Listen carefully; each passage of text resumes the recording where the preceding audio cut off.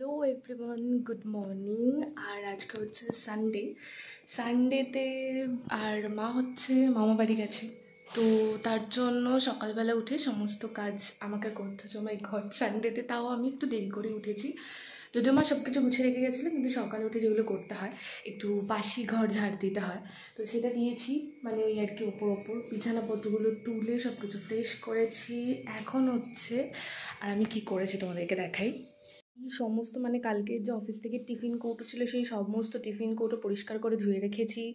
কালকে রাতে যে প্লেটে খেয়েছি সেগুলো, আর মাংস বার করে রেখেছি। মাংসটা এখন ম্যারিনেট করবো, আজকে আমি নিজে রান্না করে খাবো। এখনও ভাত বসাইনি, ভাত করব। আর সকালবেলা চা খেয়েছি, চায়ের কাপটাও ধুয়ে রেখে দিয়েছি। আর এখন হচ্ছে মোটামুটি এদিকের কাজ তো ঠিক আছে, ওই যে জামা কাপড় পরে আছে যেগুলো আমাকে কাচতে হবে। আর এখন আমি হচ্ছে এই যে জলের বোতলগুলো খালি আছে, সেই জলের বোতলগুলো এখন ভরবো।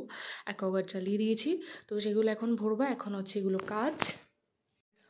এই জলের বোতলগুলো ভরে তারপরে মানে মুখ চোখের অবস্থা একদম, সকাল থেকে এত কাজ করেছি, বাপরে আমার মুখ চোখ কালি হয়ে গেছে। মানে অলস লোকেরা যখন কাজ করে এরকমই হয়। তো এরপরে হচ্ছে রান্না করব।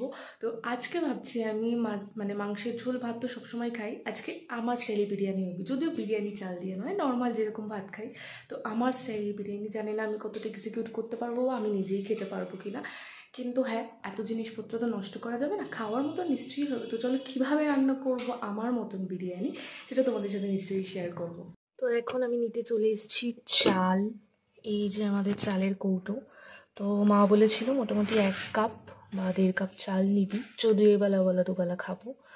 তো এই যে 1 কাপ চাল আমি নিচ্ছি, যদিও চালের মাপ বোঝাটা বড়ই কষ্টের।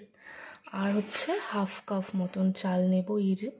আর মাকে দেখেছি চালের কাপ নিলে এই 3 বার করে এটা রেখে দিতে হয়। তো মাকে জিজ্ঞেস করেছিলাম কেন, মা বলেছিল যে এটাকে বলে সঞ্চয়, মানে চালের জায়গা কখনো খালি রাখতে নেই, তাই নিয়ে একটু রেখে দিতে হয়। এটাকে কি সঞ্চয়ের একটা লজিক। তো যাই হোক, চাল আমি নিয়ে নিয়েছি, জানি না কতটা বেশি কতটা হবে। ওটা নিয়ে নিয়েছি, এবার চালটা আমি ভালো করে এখন ধোবো।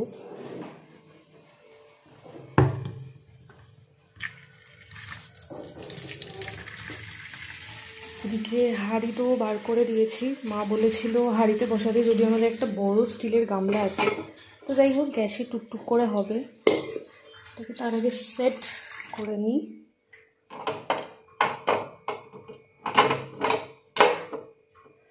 সেট তো হয়ে গেছে, তাতে শুধু জল দিয়ে করা বাকি। এবারে চালটা ভীষণ কচলে কচলে ধরতে হবে। তো চলো চালটা ধুয়ে নিয়ে চালটা বসাই এখন।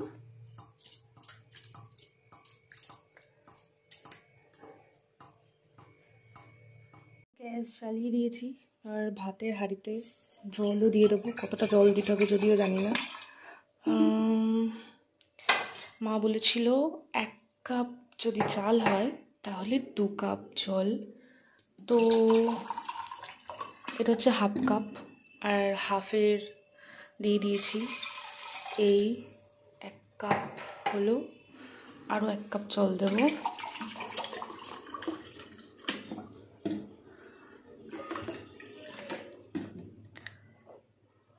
আর মা এটাও বলে দিয়েছিল যে অ্যাকোয়াগার্ডে জলেই ভাত করবি।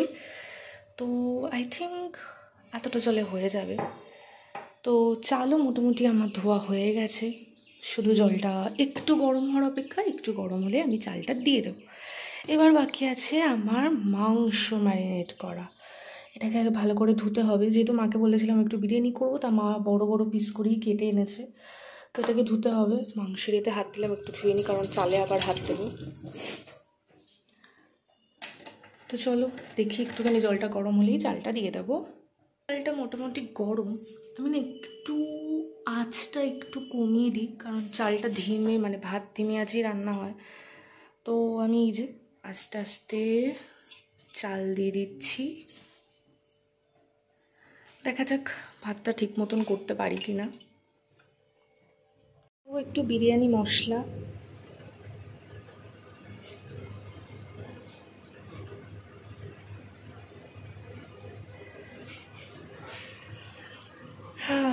দেখা যাক কেমন টেস্ট হয়।